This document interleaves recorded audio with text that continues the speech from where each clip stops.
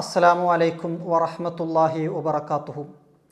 പ്രിയമുള്ള സഹോദരങ്ങളെ, വിശുദ്ധ ഖുർആനിൽ അള്ളാഹു സത്യം ചെയ്തു പറഞ്ഞ 10 രാവുകളാണ് സമാഗതമാകുന്നത്.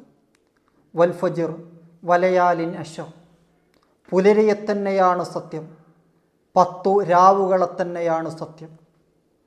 വിശുദ്ധ ഖുർആനിലൂടെ അള്ളാഹു സത്യം ചെയ്തു പറഞ്ഞ ഈ 10 രാവുകൾ ദുൽഹിജ്ജയിലെ ആദ്യത്തെ 10 രാവുകളാണെന്ന് മുഫസ്സിറുകൾ പറയുന്നു. വളരെ മഹത്വമുള്ള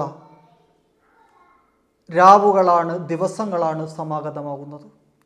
കൃത്യമായിട്ട് അവയെ ഉപയോഗപ്പെടുത്താൻ നമുക്ക് സാധിക്കണം.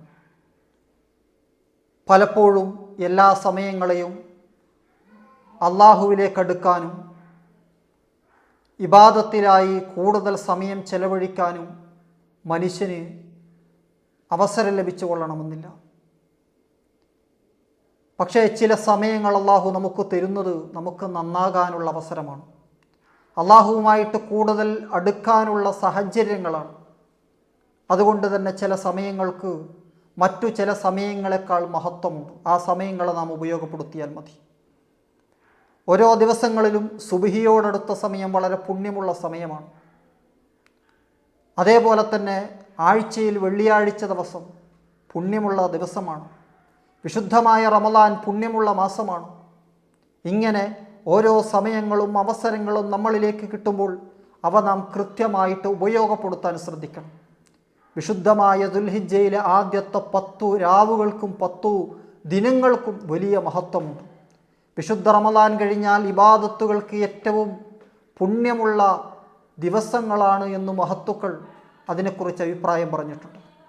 മഹാനായ അബൂദുർറാഹ് റളിയല്ലാഹു അൻഹു റിപ്പോർട്ട് ചെയ്യുന്ന ഒരു ഹദീസിലൂടെ ഹബീബായ മുഹമ്മദ് റസൂലുള്ളാഹി സല്ലല്ലാഹു അലൈഹി വസല്ലം തങ്ങൾ പറയുന്നത്, ദുൽഹിജ്ജയിലെ ആദ്യത്തെ 10 ദിവസങ്ങളെ ഉപയോഗപ്പെടുത്താൻ കഴിയാത്തവർക്ക് നഷ്ടമാണ് എന്ന്. എന്നിട്ട് എന്താണ് ആ ദിവസങ്ങളിൽ ചെയ്യേണ്ടത്? ദുൽഹിജ്ജ 1 മുതൽ 9 വരെയുള്ള ദിവസങ്ങളിൽ നോമ്പനുഷ്ഠിക്കൽ പ്രത്യേകിച്ച് പുണ്യമുള്ളൂ. പരമാവധി നോമ്പനുഷ്ഠിക്കാൻ ശ്രദ്ധിക്കുക. പ്രത്യേകിച്ച് ദുൽഹിജ്ജ 9ൻ്റെ അറഫ നോമ്പ് ഏറ്റവും മഹത്വമുള്ള നോമ്പാണ്. ദിവസങ്ങളുടെ കൂട്ടത്തിൽ ഏറ്റവും മഹത്വമുള്ള ദിവസമാണ് അറഫ ദിവസം.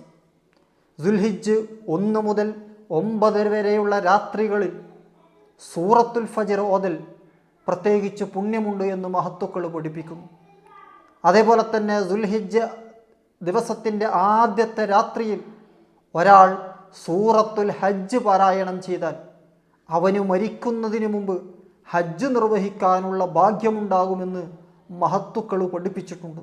അള്ളാഹു റബ്ബുൽ ഇസ്സത്ത് നമുക്കൊക്കെ തൗഫീക്ക് നൽകി അനുഗ്രഹിക്കുമാറാവട്ടെ. മഹാനായ ഷെയ്ഖ് മുഹിയുദ്ദീൻ അബ്ദുൽ ഖാദിർ ജീലാനി ഖദ്ദസല്ലാഹു തആല സിർറഹുൽ അസീസ് തങ്ങൾ തൻ്റെ ഉന്നത്തിലൂടെ പറയുന്നത്, ദുൽഹിജ്ജ മാസത്തെ ഒരാൾ ആദരിച്ചാൽ 10 ആദരവുകൾ അള്ളാഹു അവന് നൽകുമെന്ന് മഹാനവറുകൾ പഠിപ്പിച്ചിട്ടുണ്ട്.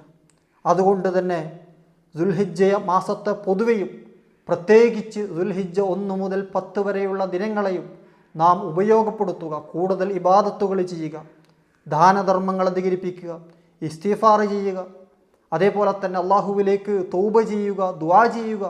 ഇങ്ങനെ കൂടുതൽ അടുക്കേണ്ട സമയങ്ങളാണ്. ഇബാദത്തുകളെ കൊണ്ട് കൂടുതൽ ധന്യമാകേണ്ട സമയവും സന്ദർഭങ്ങളുമാണ് ദുൽഹിജ്ജ 1 മുതൽ 10 വരെയുള്ള ദിവസങ്ങൾ.